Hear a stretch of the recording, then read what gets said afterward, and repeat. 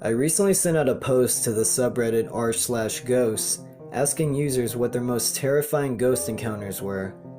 One user by the name of Ex-Kal sent a story about how he believes his late cat is now haunting him.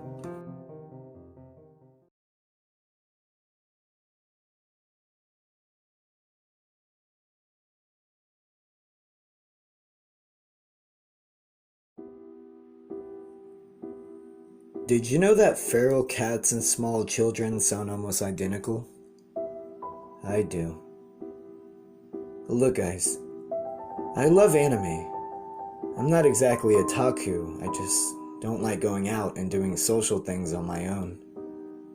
I prefer to be on an adventure with a small group of friends.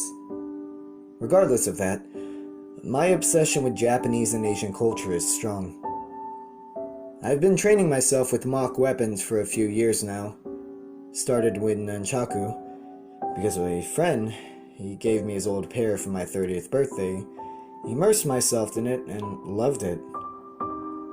About 2 years ago, I considered myself moderate level, but moved on to other weapons, mainly katana, of course.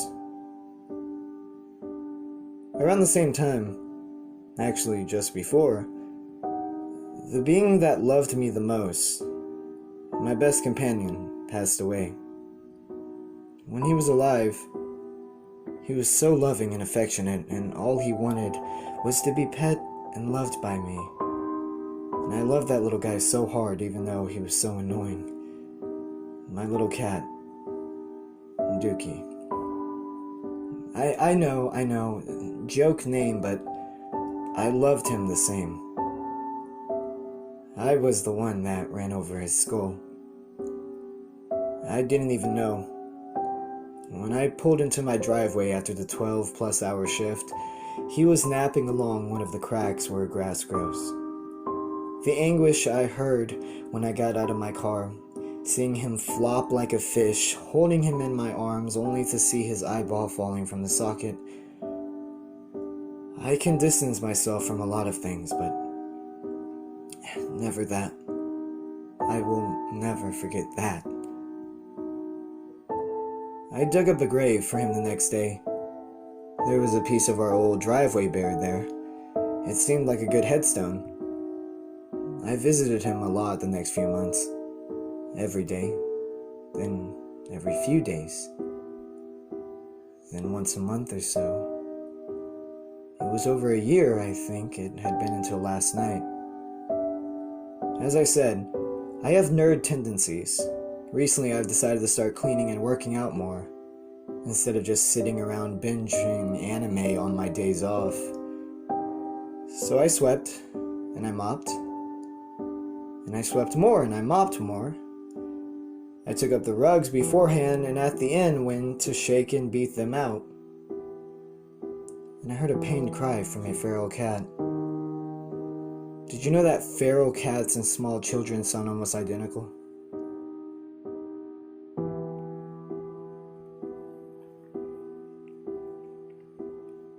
I was slightly spooked, but didn't think much.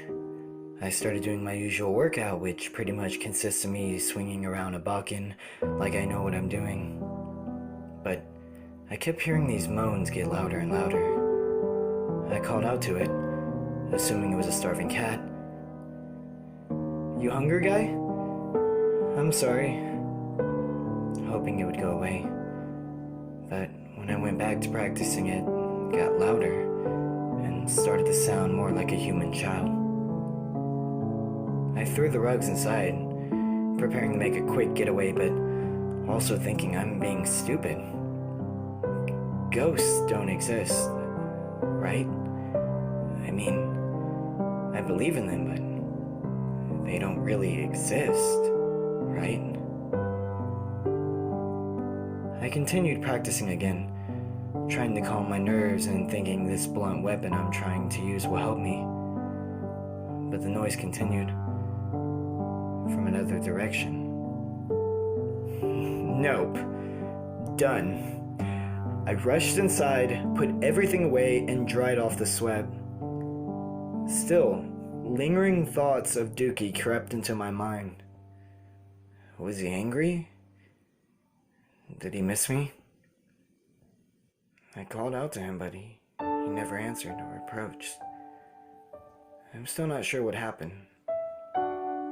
I mustered up my last remaining bit of courage and took a bowl of cat food out to the shed and talked to Dookie in his grave for a minute. I hope he's doing okay, wherever he is. I still don't know if they ate the food, and I'm not going to check. Did you know that feral cats and small children sound almost identical? I do.